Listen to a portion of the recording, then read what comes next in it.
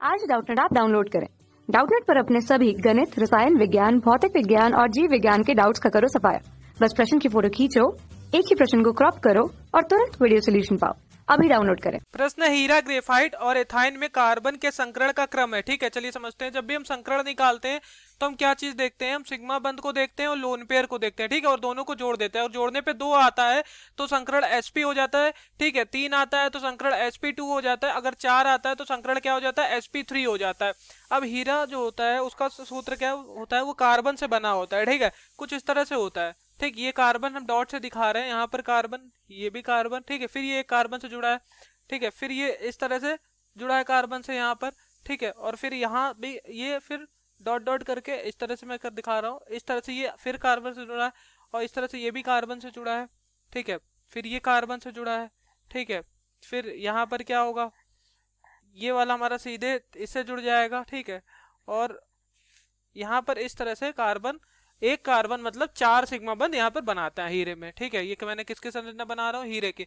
तो फिलहाल हमें संकरण निकालना है तो हम पूरा संरचना इसका नहीं बनाएंगे।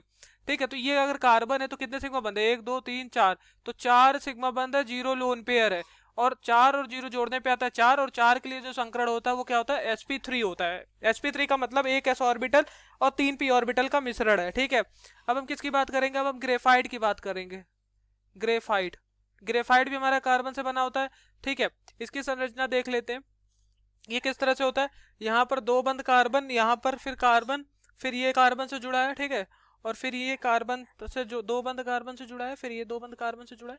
फिर यहाँ पर क्या हो जाएगा? यहाँ पर कार्बन, यहाँ पर कार्बन, फिर ये 2 बंध से जुड़ा है। ये हमारा फिर आगे जाके इस तरह से जुड़ा है। ठीक है, फिर ये जुड़ा, इसी तरह से ये संरचना चली जा रही है। ठीक है, ग्रेफाइट की।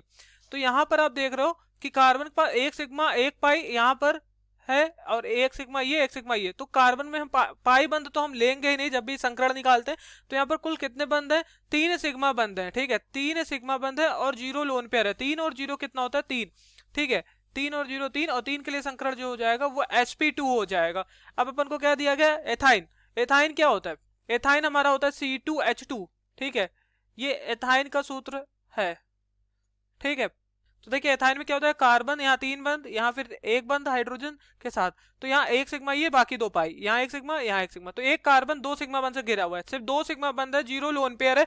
2 और 0 2, और 2 के लिए जो संकरण होता है sp हो जाता है। कितना हो जाता है? sp हो जाता है। तो हीरे का कितना आ रहा है? हीरे का हमारा आ रहा है sp3 संकरण। ठीक है, ग्रेफाइट का sp2, एथाइन का sp। ठीक है, विकल्प देख लेंगे। sp3 sp sp2 गलत हो गया। फिर क्या दे रहा है? sp3 sp2 sp। ठीक है, ये वाला विकल्प जो हो जाएगा अपन का सही हो जाएगा। ठीक है, ये वाला विकल्प अपन का सही हो जाएगा।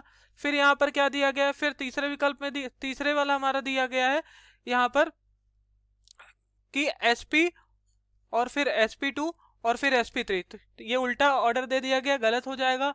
ठीक है, और डी वाला भी गलत हो जाएगा। Thank you.